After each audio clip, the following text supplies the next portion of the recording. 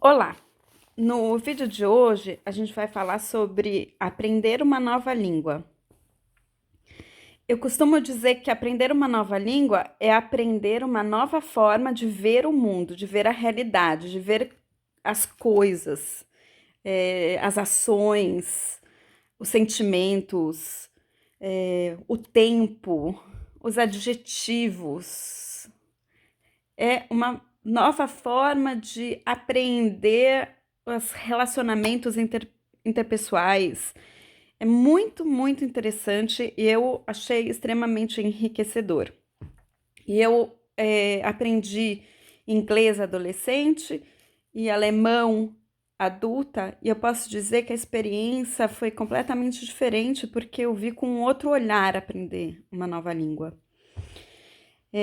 Eu vou falar um pouquinho agora da minha percepção de como é a principal diferença entre a língua portuguesa, como nós brasileiros utilizamos a língua portuguesa, e a língua alemã.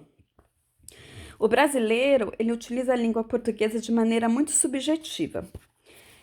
Ou seja, ele fala alguma coisa, utiliza uma palavra que tem um significado, mas dando um outro sentido, essa palavra, um outro significado. Eu vou dar um exemplo.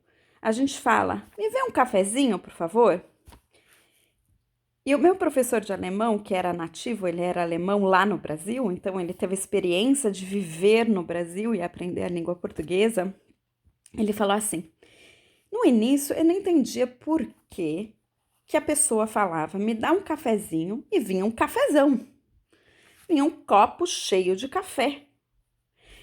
E aí me caiu a ficha de que, na verdade, a gente usa o diminutivo, que deveria indicar que é uma coisa pequena, de forma completamente diferente do que ele é linguisticamente pensado, que seria uma forma carinhosa de chamar o nosso cafezinho diário.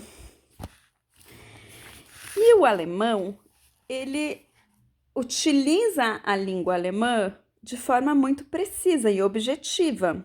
Então, se ele falar Brot, ele vai pensar num pão grande, num pão inteiro. E Brötchen, vocês já devem ter experiência, vai ser o pãozinho. Ele nunca vai chamar um pão grande de pãozinho. Ele sempre vai chamar um pão grande ou um pão normal de pão, e somente o pão pequeno de pãozinho. E a gente fala pãozinho para tudo. Ou bisnaguinha também, né? A gente também pode falar pãozinho para uma bisnaguinha.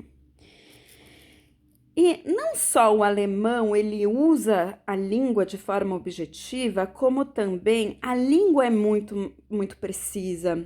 A língua alemã ela tem muito mais verbos do que muitas outras línguas.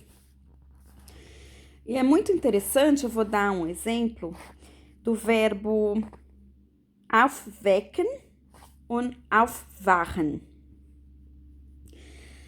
Quando você está dormindo e você é acordado por alguém, por um barulho, por um relógio, né, um despertador, você fala que você foi acordado no sentido de outra coisa te acordou, que não você mesmo.